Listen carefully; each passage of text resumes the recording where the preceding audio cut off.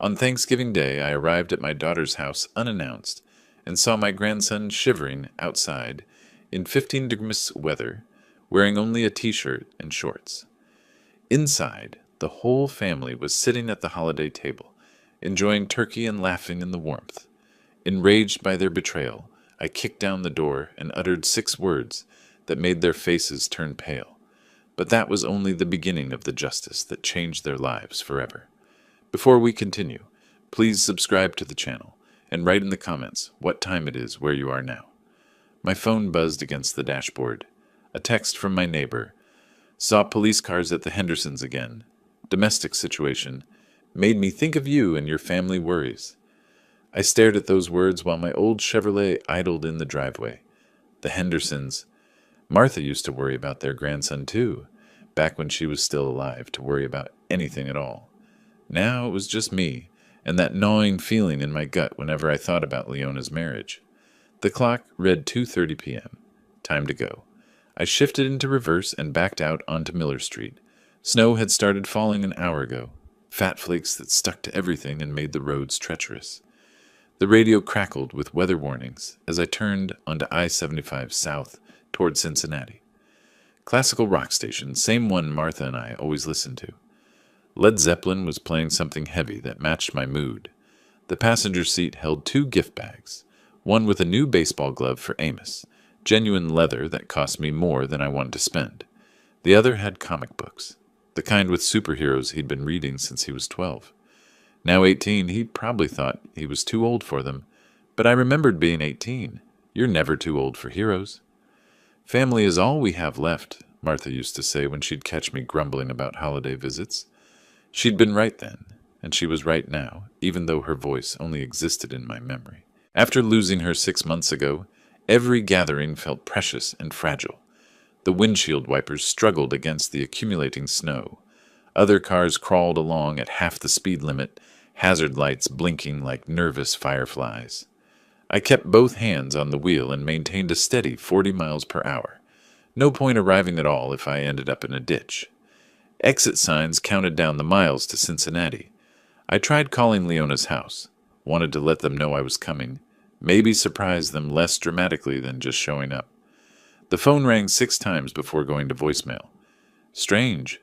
Usually someone was home on Thanksgiving afternoon. A gas station appeared through the snow, bright fluorescent lights cutting through the gray afternoon like a lighthouse.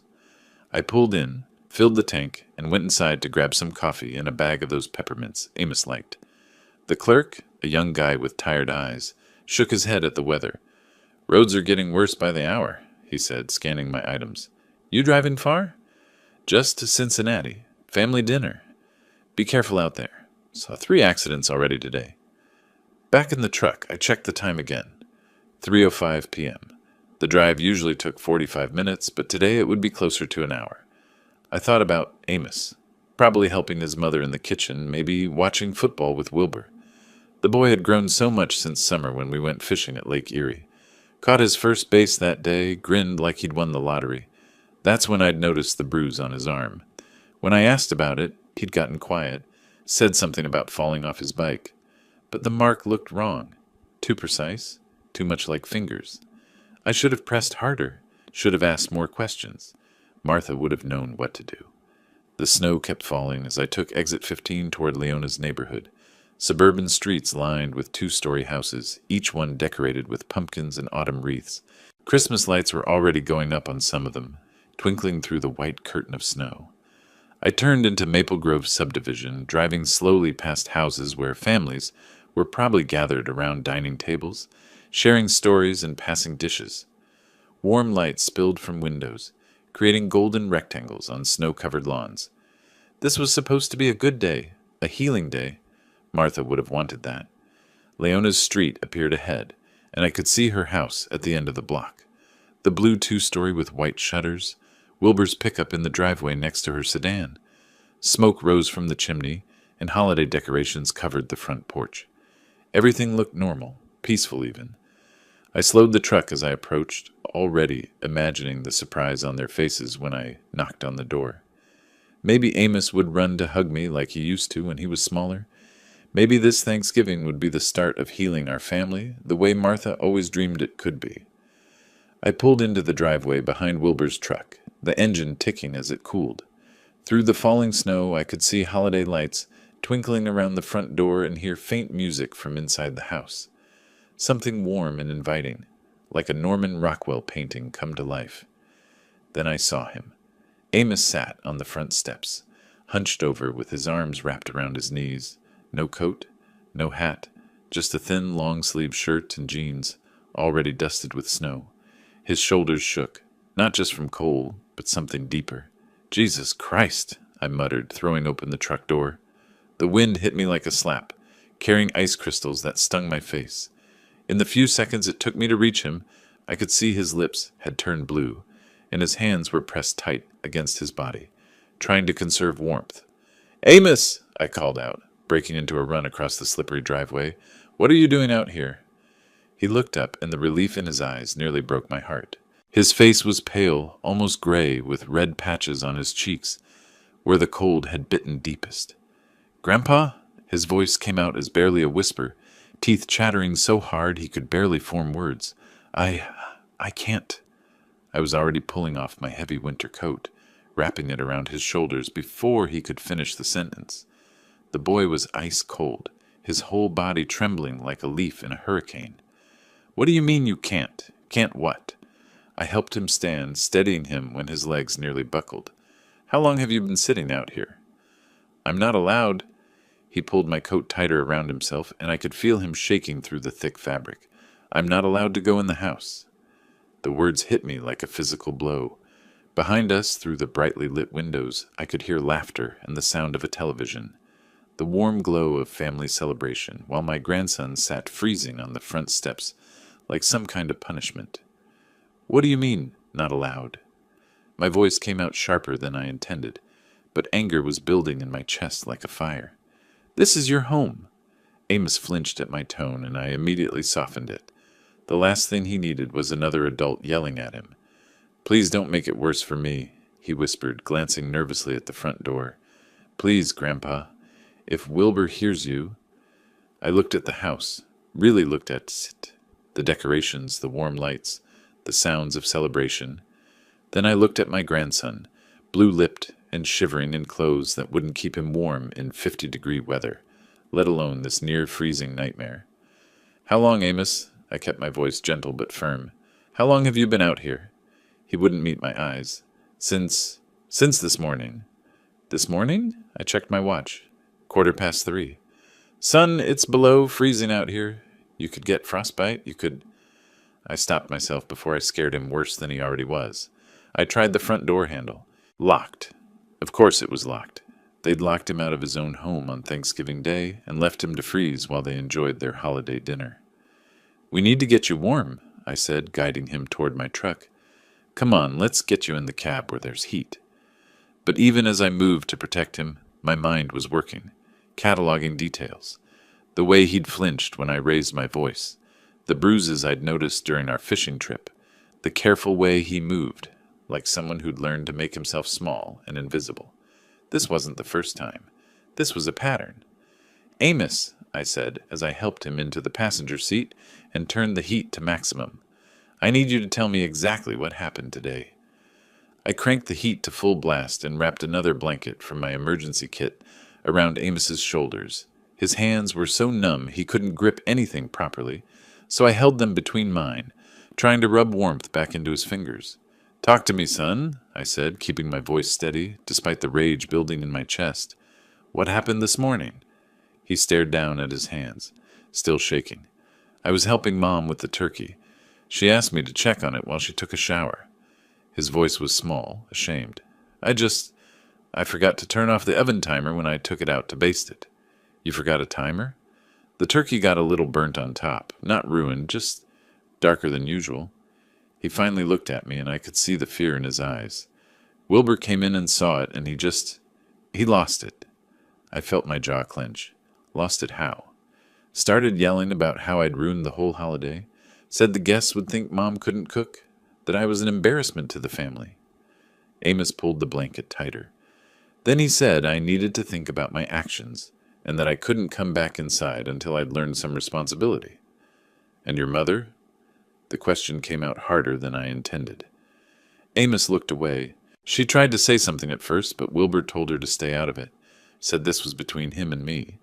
He swallowed hard. She didn't say anything after that. I checked my watch again. 3:20. Amos, what time did this happen? Around 11 this morning. 4.5 hours. 4.5 hours in weather that could kill someone, over a slightly burnt turkey that probably tasted just fine. I had to take several deep breaths before I could speak without shouting. Has this happened before? The question hung in the air between us. I could see him wrestling with whether to tell me the truth, probably weighing the consequences of honesty against the relief of finally having someone to tell. Sometimes, he whispered, when I mess up. Last month he made me stand in the garage all night because I forgot to take out the trash.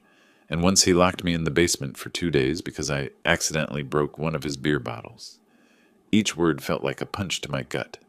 I looked at my grandson, this smart, kind boy who'd never hurt anyone in his life, and saw the careful way he held himself, like someone who'd learned that taking up too much space could be dangerous. Your mother knows about this? She says Wilbur's just trying to teach me discipline, that I need to be more responsible. His voice cracked. Maybe she's right. Maybe I am just... Don't. I turned in the seat to face him fully. Don't you dare blame yourself for this. What that man is doing to you isn't discipline. It's abuse, and it's going to stop today. Amos's eyes went wide with panic. No, Grandpa. Please. If you make a scene, he'll just take it out on me later. He always does. I could see the house through the windshield, still glowing warm and inviting, still full of laughter and holiday music. Inside, my daughter was serving dinner to guests while her husband's stepson sat freezing in a truck, too afraid to ask for basic human decency. Listen to me, I said, taking his hands again. You are 18 years old. You don't have to live like this anymore, and I'm not going to let you. But where would I go? I don't have any money. I can't afford college without... You'll come home with me. Tonight. The decision crystallized as I spoke. We'll figure out the rest later. I could see the hope and terror warring in his expression. Hope because maybe, finally, someone was going to stand up for him. Terror because he'd learned not to trust that things could actually get better. He won't let me leave, Amos said quietly. He'll call the police, say I stole something or that you're kidnapping me. I looked at the house again, at the warm lights and holiday decorations, and felt something cold and hard settle in my chest. Martha had always been the diplomatic one, the one who smoothed over family conflicts with patience and understanding. But Martha wasn't here anymore, and diplomacy hadn't protected my grandson from 4 hours in near-freezing weather. Let me worry about Wilbur, I said, opening the truck door. Right now, we're going to get your things. I stepped out into the snow, my boots crunching on the accumulating white.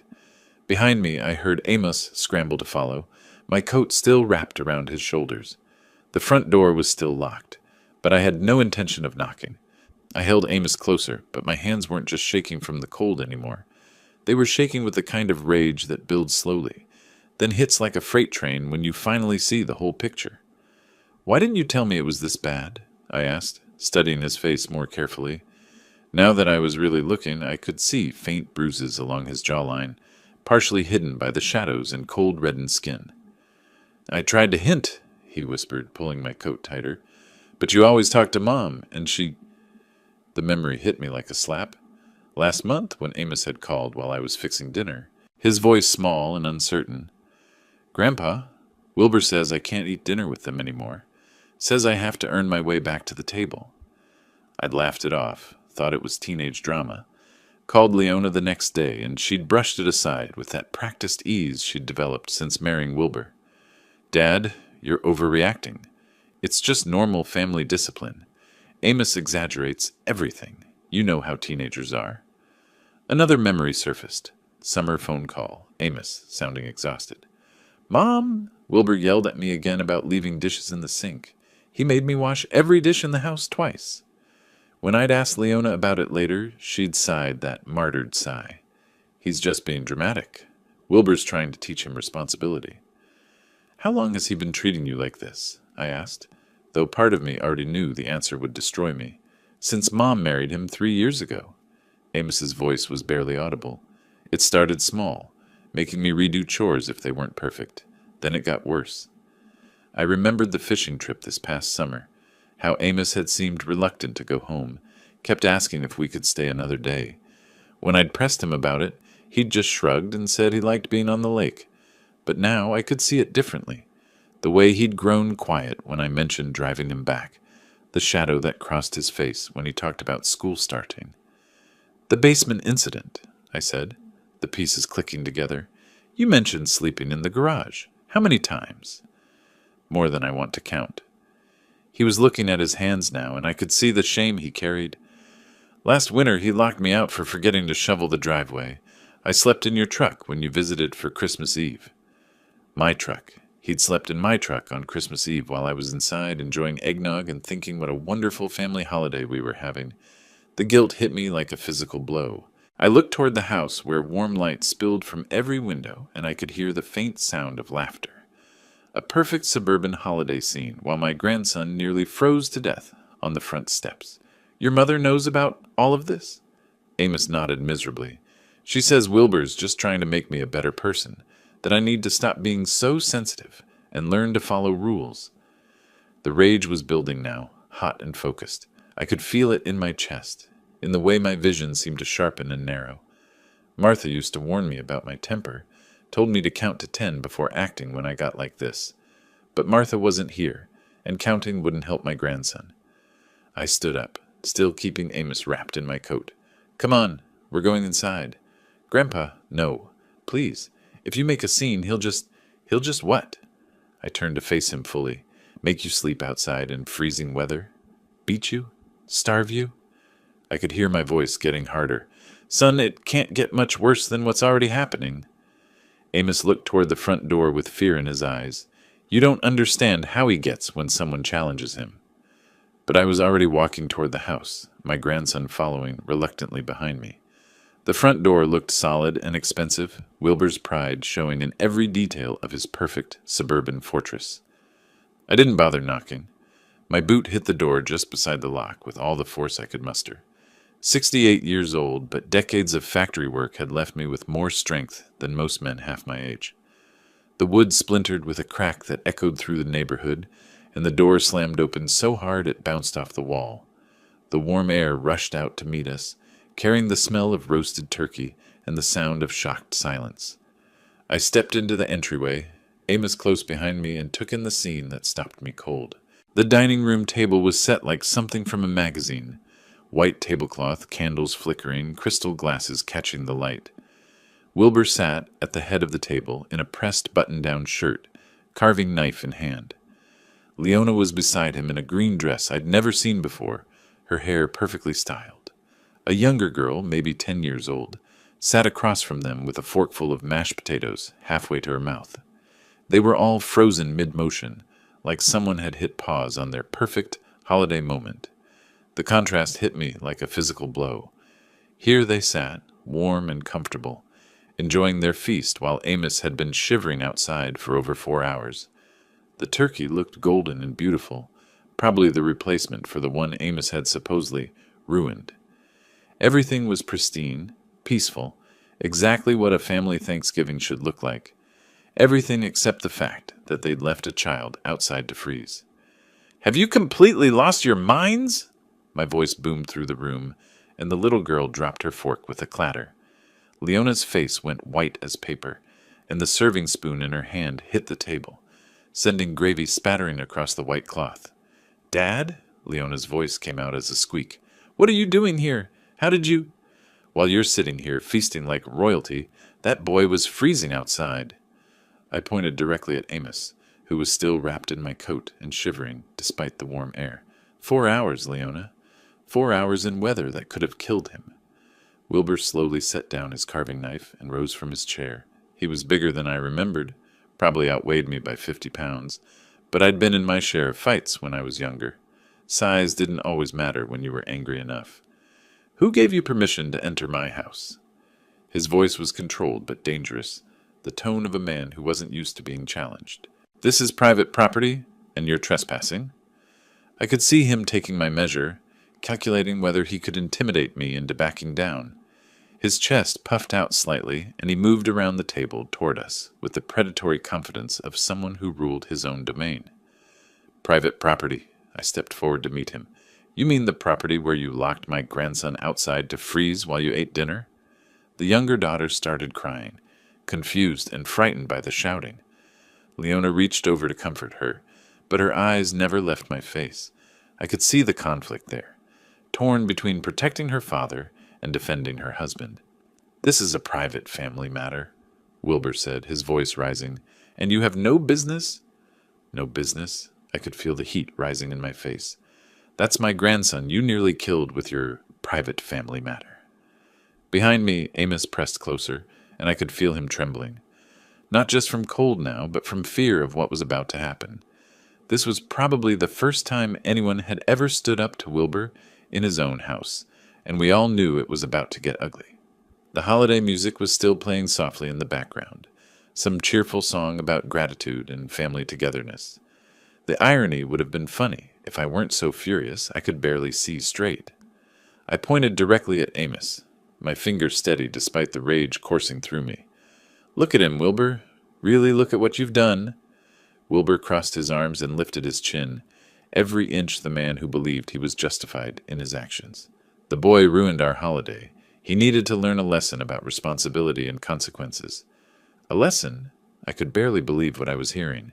"You nearly froze a child to death over a slightly burnt turkey." "He's 18, not a child, and this is my house with my rules." Wilbur's voice took on that patronizing tone men use when they think they're being reasonable. "I'm trying to teach him discipline, something his mother obviously failed to do in his first 17 years. Leona flinched at that, but didn't say anything, just sat there in her green dress, looking between us like she was watching a tennis match instead of a fight for her son's welfare. "Discipline?" I stepped closer to the table, close enough to see the grease on Wilbur's plate, the wine stain on his lips. "That's called child abuse, and you're lucky I don't call the police right now." "Child abuse." Wilbur actually laughed, a cold sound that made my skin crawl. "He forgot to turn off a timer and ruined a $20 turkey. I sent him outside to think about his actions. That's not abuse. That's parenting. For 4 hours, in 5-degree weather. He's being dramatic, just like always." Wilbur waved his hand dismissively, like he was shooing away a fly. "Look at him. He's fine. A little cold never hurt anyone."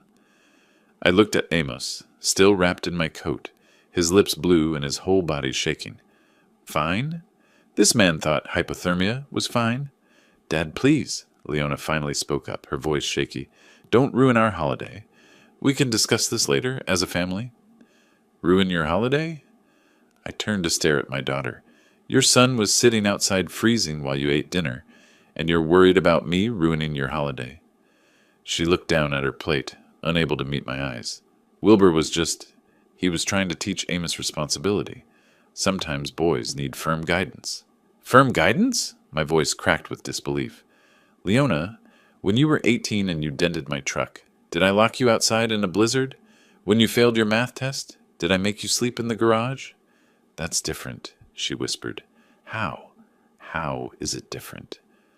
Wilbur stepped between us, his face red with anger. "Because this is my house, and Amos is not my biological son. I have every right to discipline him as I see fit." There it was, the truth finally out in the open. Amos wasn't his blood, so Amos didn't matter. The boy was nothing more than an inconvenience to be controlled and punished. "You have 30 seconds to apologize to my grandson," I said, my voice deadly quiet. 30 seconds to show some basic human decency. Wilbur's laugh was even colder this time. "I don't owe that boy anything. If he doesn't like my rules, he can find somewhere else to live." The little girl was crying harder now, and Leona was making shushing noises, but I could barely hear them. All I could see was Wilbur's smug face. All I could think about was Amos sitting on those steps for 4 hours, believing he deserved it. Somewhere else to live? I stepped even closer, close enough to smell the wine on Wilbur's breath. "You're right about that. He is going somewhere else to live." I reached into my jacket pocket and pulled out my cell phone, my thumb hovering over the keypad. The movement was deliberate. slow enough for everyone in the room to understand exactly what I was considering. Wilbur's face changed when he saw the phone. The smug confidence cracked just slightly around the edges. "Either you apologize to my grandson right now," I said, my voice deadly calm, "or I call Child Protective Services and report this abuse." "You wouldn't dare." Wilbur stepped closer, trying to use his size to intimidate me. But I'd faced down bigger men than him in my day, and I wasn't backing down from anyone who hurt my family. "Try me." I started dialing the first number. "I've got plenty to tell them about leaving an 18-year-old outside in freezing weather for 4 hours. Behind me, Amos gripped my arm. I could feel him trembling, but not from cold anymore. This was fear of a different kind, the terror of someone who'd learned that standing up only made things worse. "Dad, please!" Leona finally moved, stepping between us with her hands raised like she was trying to stop a bar fight. "Don't destroy our family over this." "I'm not destroying anything." I kept my eyes locked on Wilbur. "He did that when he decided to abuse my grandson." "Abuse?" Wilbur's laugh was harsh and bitter. "I was teaching him responsibility, something his weak mother never bothered to do." Leona flinched like he'd slapped her, but she didn't defend herself, just stood there taking it, the way she probably always did. "Get out of my house, old man," Wilbur continued, his voice rising. "You have no authority here. Amos is my responsibility, now." "Your responsibility?" I looked around the perfect dining room, the crystal glasses, the fine china, the holiday centerpiece, then back at my grandson's bruised face. "Is this how you handle responsibility? Locking children outside to freeze?" The younger daughter was crying harder now, confused and frightened by the shouting. Leona moved to comfort her, but kept glancing between me and Wilbur like she was watching a tennis match where someone might die. "He's not a child. He's 18, Wilbur said, straightening his shoulders. "And in my house, adults who can't follow simple instructions face adult consequences." Adult consequences for forgetting to turn off a timer?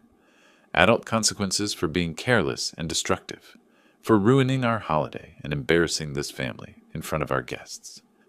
Wilbur gestured toward the empty chairs where other family members had obviously been sitting before I arrived. Everyone had to leave because of the scene he caused. I looked at those empty chairs and felt another piece of the puzzle click into place. They'd had guests. People had been here, eating dinner and socializing while Amos sat outside freezing, and none of them had questioned it. None of them had said a word. "Grandpa, let's just go," Amos whispered behind me. "Please, I don't want to cause any more problems." The defeat in his voice broke something inside me. This boy, this smart, kind young man, had been beaten down so thoroughly that he thought he was the problem, that he was causing trouble by asking for basic human decency. "You're not causing problems, son," I said, loud enough for everyone to hear. "You never were." I turned back to Wilbur, my decision crystallizing like ice in my veins. "You have 30 seconds to apologize to my grandson for what you did today." "I'm not apologizing for anything." Wilbur crossed his arms, chin raised in defiance.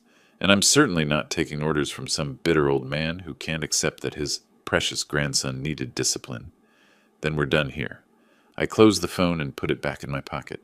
"Amos, go get your things. You're coming home with me." The silence that followed was deafening. Even the little girl stopped crying for a moment. "You can't just take him," Leona said, her voice barely a whisper. "Watch me." I placed my hand firmly on Amos's shoulder, guiding him away from the dining room table and toward the stairs. "Go pack whatever you need. We're leaving." "Dad, you can't do this." Leona followed us, her voice rising with panic.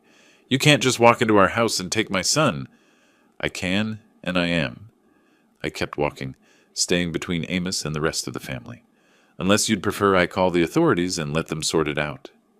Amos led the way up the narrow staircase to the second floor, his steps quick and uncertain. I could hear Wilbur behind us, his heavy footsteps on the hardwood, but I didn't turn around. "This is kidnapping," Wilbur called out. "I'll have you arrested for kidnapping." "Good luck explaining to the police why my grandson was sitting outside in 5-degree weather for 4 hours. I reached the top of the stairs and followed Amos down a short hallway to a small room at the back of the house. The room was barely big enough for a twin bed and a small dresser, no heat vent that I could see, and the single window faced north, letting in the coldest air. It looked more like a storage room than a bedroom, and it was clearly the worst room in the house. "This is where you sleep?" I asked, taking in the sparse furnishings and bare walls. Amos nodded, already pulling clothes from the dresser and stuffing them into a duffel bag. "Wilbur says the basement room is for guests, and the other upstairs room is for my sister." I noticed he didn't call her our sister, just my sister. Even in his own home, he was an outsider. "Take everything that matters to you," I said, standing guard at the doorway while he packed. "We're not coming back for anything." "Amos, think about what you're doing." Leona appeared in the doorway, her face streaked with tears. "This is your home, your family." "Some family," Amos muttered, folding a Dayton University sweatshirt into his bag. "Real families don't lock each other outside to freeze. Wilbur was just trying to teach you responsibility. By giving me hypothermia?" Amos looked up at his mother, and I could see 3 years of hurt and disappointment in his eyes. "Mom, he made me sleep in the garage last week because I left a glass in the sink." "A glass? That's not normal." Leona's face crumpled. He has high standards. He wants you to be better." "He wants me gone," Amos said quietly, zipping up his bag. "And you know it." We made our way back downstairs, Wilbur waiting at the bottom like a bouncer. "You leave my house, boy, and you don't come back, ever." "Fine by me," Amos said, and I heard real strength in his voice for the first time all day. The front door was still hanging open from when I'd kicked it in, cold air pouring into the house and making the holiday decorations flutter like dying leaves. I could see my truck in the driveway, engine still running, exhaust visible in the frigid air. "Amos!" Leona called out as we reached the door. "Please don't do this. I love you." He stopped, turned back to look at his mother one last time. "If you loved me, Mom, you wouldn't have let this happen." We walked to my truck in silence, our breath visible in the freezing air. I threw his bag in the bed and helped him into the passenger seat, then walked around to the driver's side. Through the front window of the house, I could see the family still standing in the entryway. Leona crying, Wilbur red-faced with rage, the little girl peeking around the corner. "You ready?" I asked, putting the truck in reverse.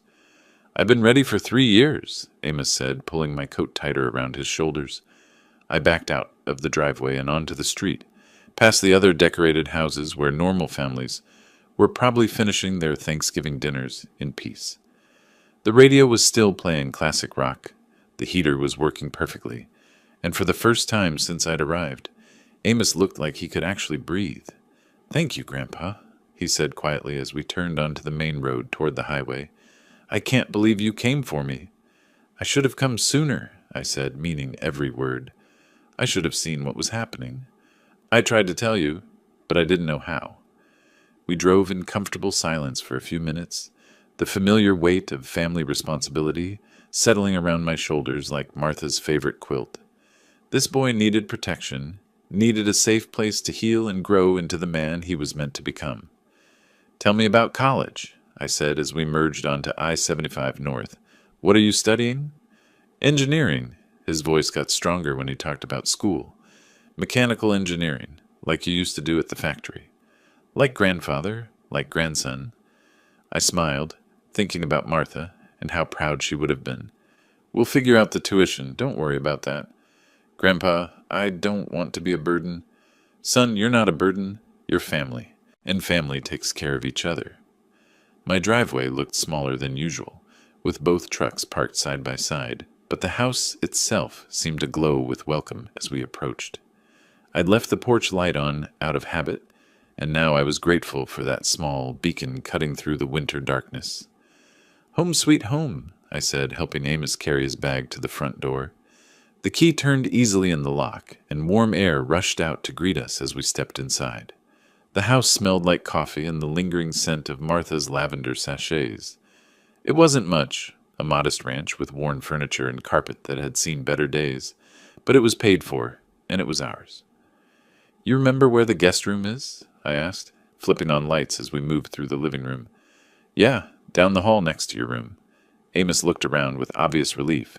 "It's so warm in here. Thermostat set to 72 year-round. Your grandmother always said life was too short to be cold in your own house." I showed him to the guest room and helped him get settled. There are extra blankets in the closet if you need them. The room was simple but comfortable. A double bed with one of Martha's quilts, a dresser, and a reading chair by the window.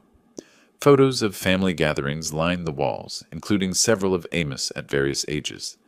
This had always been his room when he visited, and seeing him here now felt right in a way that nothing had felt right since Martha died. "I'll get some dinner started," I said. "Nothing fancy. I've got chicken in the freezer and some vegetables that need using up." "Can I help?" he asked, and I could see how desperately he wanted to be useful, to earn his keep. "Sure, but you don't have to. This is your home now, not a job." We worked together in the kitchen, and gradually the day's tension began to leave Amos's shoulders. I thawed the chicken in the microwave while he washed vegetables, and we moved around each other with the easy rhythm of family members who'd cooked together before. "Tell me more about what's been happening," I said as I seasoned the chicken. "Start from the beginning when your mother married Wilbur." Amos was quiet for a long moment, clearly trying to decide how much to share. "It started small. Little comments about how I loaded the dishwasher wrong, or left my shoes in the wrong place. Then it got bigger. How much bigger? He controls everything. When I eat, what I eat, when I can shower, when I can use the phone." Amos's voice got smaller as he continued. "He made Mom choose between him and me, and she chose him." I had to stop seasoning the chicken for a moment and grip the counter. "What do you mean she chose him?" "Last Christmas, when you visited. Remember how I was quiet during dinner? Wilbur had told me I wasn't allowed to speak unless someone asked me a direct question, and Mom didn't say anything to stop him." The memory hit me like a punch to the gut. I'd thought Amos was just being a typical moody teenager. I'd even joked with Martha about it later, saying kids these days didn't know how to make conversation. "Why doesn't your mother stand up to him?" "She's scared." Amos started chopping carrots with mechanical precision. "She told me once that if she leaves him, she'll lose the house and have to move back to that apartment complex where we used to live. She can't afford to take care of us on her own." I slid the chicken into the oven and started a fire in the living room fireplace. The familiar ritual of wadding newspaper and stacking kindling helped calm my racing thoughts. "Come sit with me," I said when the fire was crackling steadily. "Tell me about the good things. Tell me about school, about your friends." We settled into the comfortable chairs by the fire, and for the first time all day, Amos smiled. "I made Dean's List last semester, and I've got this friend Jake who's teaching me to play guitar." "Your grandmother always wanted to learn guitar." I pointed to a framed photo on the mantel showing Martha at age 20, laughing and holding an acoustic guitar. "She said music was the language of the soul." "I remember her saying that." Amos studied the photo with new interest. "I miss her." "Me too, son. Me too." We talked until the chicken was done, sharing memories of Martha and making plans for Amos's spring semester. The house felt alive again with conversation and laughter, the way it used to when Martha was here to fill the quiet spaces. As we sat down to eat our simple but satisfying meal, I looked across the table at my grandson. Really looked at him. The fear was gone from his eyes, replaced by something I hadn't seen in years. Hope. "We'll call the college tomorrow," I said, cutting into my chicken. "Make sure your financial aid is sorted out, and we'll look into getting you a part-time job if you want one." "Grandpa, you don't have to do all this for me." "Yes, I do." I met his eyes across the table. "That's what family's for." The phone rang just as we were finishing dessert, leftover pie I'd found in the freezer. The sound cut through our peaceful evening like a knife, and I could see Amos tense up immediately. I looked at the caller ID and felt my jaw clench. Leona. The peaceful crackling of the fireplace was shattered by 3 sharp knocks on the front door. Not the gentle rapping of a neighbor or the hesitant tap of someone unsure. This was the authoritative pounding of someone who expected immediate compliance. Amos nearly dropped his coffee mug. "Grandpa?" "Stay behind me," I said, setting down my own cup and moving toward the door. The knocking came again, more insistent this time, accompanied by the sound of multiple voices on my front porch. I flipped on the porch light and looked through the peephole. 2 uniformed police officers stood on my doorstep, and behind them, like predators waiting for their moment to strike, were Wilbur and Leona. "Mr. Burke," the lead officer called out. "Police, we need to speak with you." I took a deep breath and opened the door, keeping my body positioned to block their view of Amos. What can I do for you, officers? Wilbur immediately stepped forward, pointing an accusatory finger at me. Officer, this man kidnapped my stepson. He broke into our house and took the boy without permission. The lead officer, a middle-aged man with tired eyes, held up his hand to quiet Wilbur. Sir, we need to sort out this situation. Mr. Burke, is there a young man named Amos Green on these premises? Yes, I said simply. My grandson is here. He kidnapped him, Wilbur's voice rose dramatically. Broke down our door like some kind of criminal and dragged the boy away from his family. Is the young man here voluntarily? The second officer asked, pulling out a notepad. Before I could answer, Amos appeared beside me, still wrapped in the blanket from the couch. His voice was quiet but clear. I want to stay with my grandpa. Wilbur's face flushed red. See? He's been filling the boy's head with lies, turning him against his own family. What lies? I stepped forward slightly. The truth about how you left him outside in freezing weather for 4 hours. The truth about how you've been abusing him for 3 years. Abuse? Wilbur laughed, but it sounded forced. I was teaching him responsibility. The boy ruined our entire Thanksgiving dinner and needed to learn there are consequences for his actions. The first officer looked between us with the weary expression of someone who'd broken up too many family disputes. Mr. Burke, we're going to need everyone to come inside so we can discuss this properly. I stepped back reluctantly, allowing the officers to enter my living room. Wilbur followed immediately, Leona trailing behind him with her eyes fixed on the floor. She looked smaller somehow, diminished, like a woman who'd finally realized the true cost of the choices she'd made. Now then, the officer said, taking out his notepad, let's start from the beginning. Mr. Green, you claim this man kidnapped your stepson? Absolutely. Wilbur straightened his shoulders, putting on what I recognized as his reasonable authority figure performance. I came home from work to find my front door broken and Amos gone. When I called around, neighbors said they saw an older man forcing the boy into a truck. Forcing? I couldn't keep the disbelief out of my voice. Officer, I rescued my grandson from child abuse. That's what he keeps saying, Wilbur said, shaking his head sadly. But the truth is, he's never approved of my marriage to his daughter. He's been looking for any excuse to cause trouble. The officer turned to Amos, who was standing close enough to me that I could feel him trembling. Son, did this man force you to come with him? No, sir. Amos's voice was barely above a whisper. He saved me. Saved you from what? Amos glanced nervously at Wilbur, then back at the officer. From freezing to death on the front porch.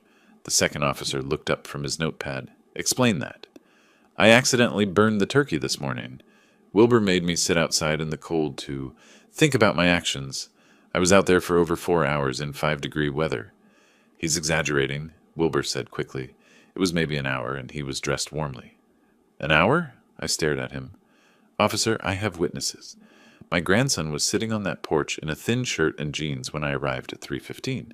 He'd been there since 11 in the morning. The first officer looked at Wilbur with new interest. Sir, is it true you made the young man sit outside as punishment? Briefly, yes, but he's making it sound worse than it was. In freezing weather, for several hours? Wilbur's confident facade began to crack slightly. Look, sometimes teenagers need firm discipline. His mother and I agreed that. Mom didn't agree to anything, Amos said, his voice getting stronger. She just didn't stop you. All eyes turned to Leona, who had been silent throughout the entire exchange. She stood by the doorway like she was ready to run, her hands clasped tightly in front of her. Ma'am, the officer prompted, what's your version of events? Leona looked like a woman standing at the edge of a cliff, knowing that whatever she said next would determine whether she stepped back to safety or plunged into the abyss.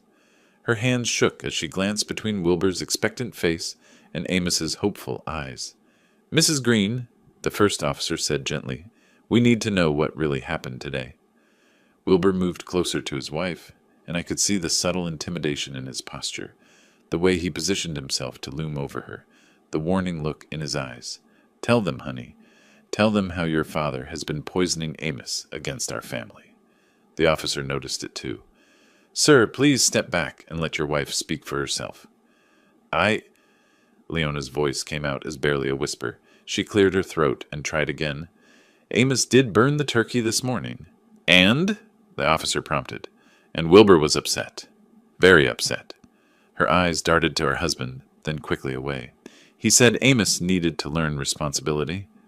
By sitting outside in freezing weather? Leona nodded miserably. Wilbur said it would teach him to be more careful. How long was he outside, ma'am? Another glance at Wilbur, who was standing rigid with barely controlled anger. Since around 11? Until when? Until my father arrived. Her voice was getting smaller with each word. Around 3:15.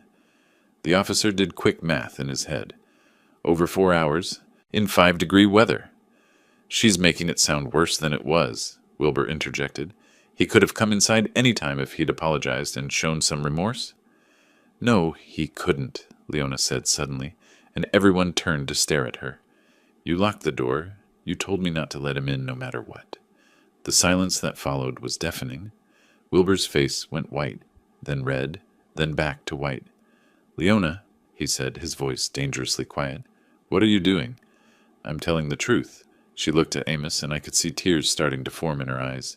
For once in 3 years, I'm telling the truth. The officer leaned forward slightly. Mrs. Green, has this kind of punishment happened before? Yes. The word came out in a rush, like she'd been holding it back for years. He's made Amos sleep in the garage, in the basement. He's locked him out of the house overnight. Her voice grew stronger with each confession. He controls when Amos can eat, when he can shower, when he can speak at the dinner table. Leona, shut up. Wilbur's mask finally slipped completely. You have no idea what you're doing.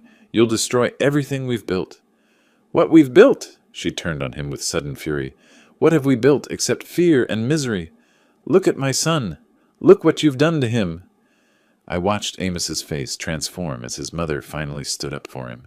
3 years of doubt and self-blame seemed to melt away as he realized that someone else could see the truth of what he'd endured. The first officer stood up and moved toward Wilbur. Sir, I'm going to need you to turn around and put your hands behind your back. This is ridiculous. Wilbur backed toward the door. You're going to arrest me based on the word of a bitter old man and his delusional daughter? Based on the physical evidence and multiple corroborating testimonies about child endangerment, the officer said calmly, pulling out his handcuffs. You have the right to remain silent. As they read Wilbur his rights and led him toward the door, he turned back to Leona, with pure venom in his eyes. You'll regret this betrayal. You'll lose everything, the house, the money, everything. You'll be nothing without me. I'd rather be nothing than watch you hurt my son, she said, and for the first time in years she sounded like the strong woman who'd raised Amos on her own. The door closed behind the officers and their prisoner, leaving the 3 of us alone in my living room. Leona collapsed into a chair and started crying. Not the quiet, careful tears she'd shed before, but deep, wrenching sobs that seemed to come from years of buried pain. Amos went to her immediately, kneeling beside her chair. Mom, it's okay. It's over now. I'm so sorry, she whispered through her tears. I should have protected you. I should have been stronger. You were strong tonight, I said, settling back into my chair by the fireplace. When it mattered most, you chose your son over your husband. That took real courage. The fire crackled peacefully in the grate, and for the first time in months, my house felt like a real home again, not just because my family was safe, but because the truth had finally been spoken, and justice was being served. Amos looked up at me from where he knelt beside his mother's chair. What happens now, Grandpa? Now we heal, I said simply. We take our time, and we heal. 4 months later, the morning sun streamed through my kitchen window as Leona flipped pancakes on the griddle, and Amos sat at the table, reviewing his acceptance letter from Ohio State's engineering program. Full scholarship, he said for the 10th time that week, still not quite believing it. They're actually paying me to go to school. That's what happens when you're brilliant and work hard, Leona said, sliding a stack of pancakes onto his plate. She looked different now, stronger, more confident. The part-time job at the local library had given her independence she'd never had before, and the divorce settlement had provided enough money for her to start over. Your grandmother would have been so proud, I said, settling into my chair with my coffee. The kitchen felt alive in a way it hadn't since Martha died, full of conversation and laughter and the comfortable chaos of a real family. Leona had moved in permanently after Wilbur's conviction. The guest room had become her space, and we'd converted the basement into a proper bedroom for Amos. Not a punishment cell like at Wilbur's house, but a comfortable retreat with good heating and windows that actually opened. "Dad, are you sure you don't mind us staying here indefinitely?" Leona asked, joining us at the table. "I know you're used to your independence." "Independence is overrated," I said, meaning every word. "Family is what matters. Besides, who else is going to make sure Amos doesn't burn down the kitchen when he tries to cook?" "That was one time," Amos protested, laughing, "and the fire was very small." The phone rang and Leona answered it. "Burke residence." "Oh, hi, Jake." Yes, he's here." "Guitar practice at 4? Sure, I'll tell him." She hung up and turned to Amos. "Your friend Jake wants to know if you're still planning to practice for the talent show." "The talent show?" I raised an eyebrow. "You didn't tell me about any talent show." Amos grinned, looking more like the confident young man he was supposed to be. "It's nothing big. Jake and I are doing an acoustic set. Couple of classic rock songs you'd probably recognize." "I'll be in the front row," I promised. After breakfast, I found Leona in the living room, arranging new family photos on the mantel alongside the pictures of Martha. There was one from Amos's high school graduation that we'd missed because of the Wilbur situation, one from our fishing trip last month, and one from Christmas morning. Our first real family Christmas in years. "Any word from Wilbur?" I asked, though I wasn't sure I wanted to know. "His lawyer called yesterday. The anger management therapy is going well, apparently, but he lost his job at the supermarket." She shrugged, not looking particularly sympathetic. "He's moving back to Cleveland to live with his sister." "Good. The farther away, the better." "I feel sorry for him sometimes," she admitted. "But then I remember what he did to Amos, and the feeling passes pretty quickly." That afternoon, while Amos was at guitar practice, Leona and I worked in the garden, preparing the soil for Martha's vegetable patch. Spring was coming early this year, and there was something hopeful about planting seeds and planning for growth. "Dad," Leona said, pulling weeds with focused determination, "I need to thank you again for what you did. If you hadn't come that day—" "You don't need to thank me," I said, turning over a stubborn clump of earth. "I was just doing what any grandfather would do." "No, you weren't. You risked everything to save him. You could have been arrested, charged with kidnapping. But I wasn't.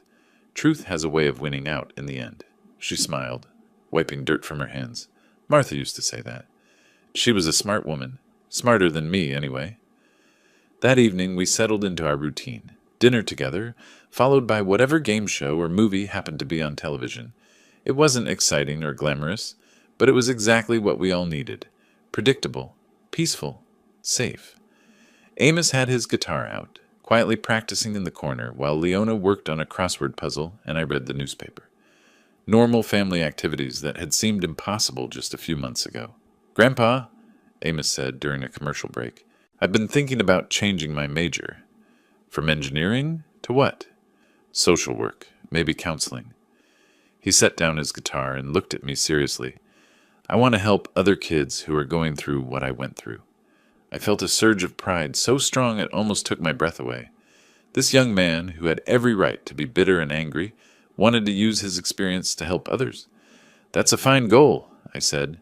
"Your grandmother always said the best way to heal from pain is to help others avoid it." Did she really say that? She did, along with about 1,000 other pieces of wisdom I should have listened to more carefully. As the evening wore on and Leona dozed in her chair, Amos and I stepped out onto the back porch to look at the stars.